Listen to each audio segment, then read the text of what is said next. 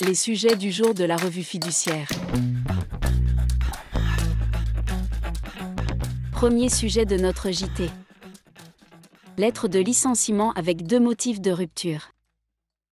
Un office notarial avait licencié pour faute grave une salariée employée comme notaire assistant.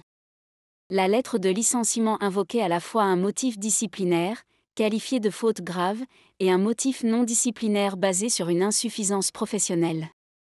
La salariée avait alors contesté le bien-fondé de son licenciement. La Cour de cassation en profite pour rappeler qu'une lettre de licenciement peut contenir différents motifs personnels de rupture à une double condition. Chaque motif doit procéder de faits distincts, l'employeur doit avoir respecté les règles de procédure applicables à chacun. Deuxième sujet de notre JT. Assurance perte d'exploitation, clause d'exclusion jugée non opposable à l'assuré. Une société de traiteur-organisation de réception a souscrit une assurance multirisque professionnelle comportant une garantie perte d'exploitation. Elle demande à son assureur de la faire jouer compte tenu des pertes de chiffre d'affaires qu'elle a subies pendant le premier confinement.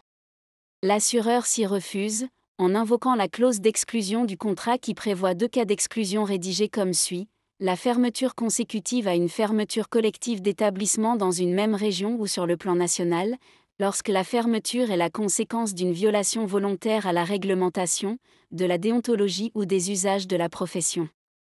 La Cour de cassation donne gain de cause à l'assuré. Elle rappelle d'abord que, pour être opposable à un assuré, la clause d'exclusion de garantie qui prive l'assuré du bénéfice de la garantie en considération de circonstances particulières de la réalisation du risque doit être formelle et limitée, et que celle-ci n'est pas formelle lorsqu'elle ne se réfère pas à des critères précis et nécessite interprétation.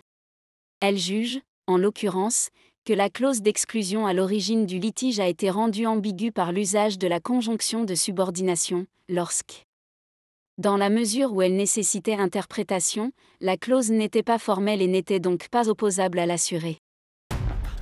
Troisième sujet de notre JT.